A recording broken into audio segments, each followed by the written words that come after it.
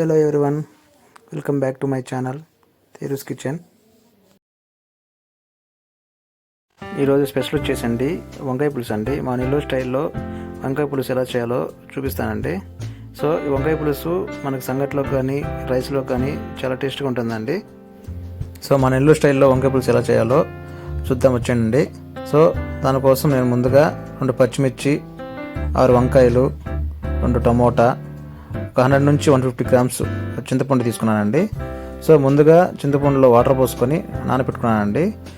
మనం వంకాయలు, టమోటాలు, పచ్చిమిర్చి అండ్ ఆనియన్స్ కట్ చేసుకునే లోపల మనకు టమోటా చింతపండు అనేది నానిపోతుందండి. సో ఇప్పుడు వంకాయలు ఎలా కట్ చేయాలో చూద్దామండి. సో వంకాయలు కట్ చేసేటప్పుడు నేను ముందుగా దానికి నేను ఒక బౌల్ సాల్ట్ వాటర్ తీసుకున్నానండి.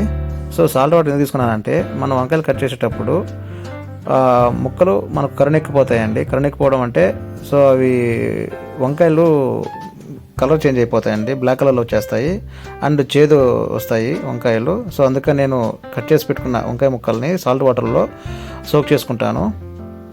సో అందువల్ల మనకు వంకాయలు అనేది బాగా కలర్ చేంజ్ కాకుండా టేస్ట్గా ఉంటాయండి.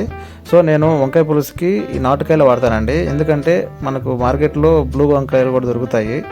సో అవి అంత టేస్ట్గా ఉండవండి, నాటు వంకాయలు చాలా బాగుంటాయి. సో మీరు కూడా నాటు వంకాయలే వాడకండి. సో మనకు వంకాయ పులుసు చాలా బాగుంటుంది.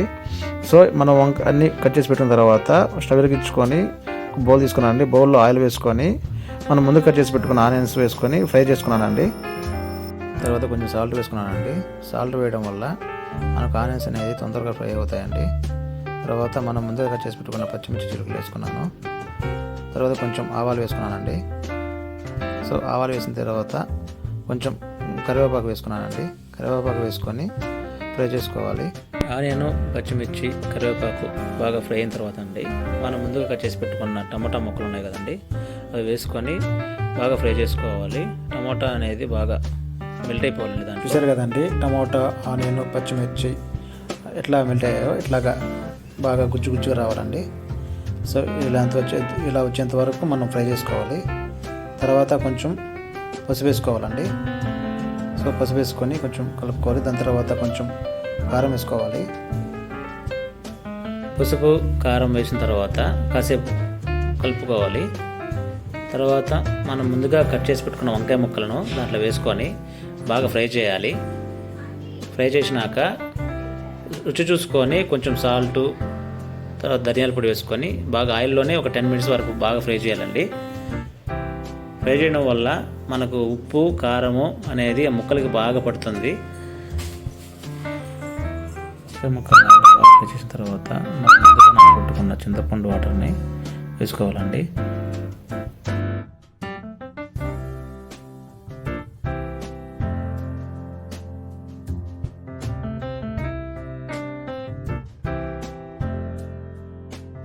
చింతపండు వాటర్ వేసుకున్నాం కదండి, మనకు పులుపు కానీ తక్కువ అనిపిస్తే అదే చింతపండులో మరికొన్ని వాటర్ పోసుకొని వేసుకోవాలండి.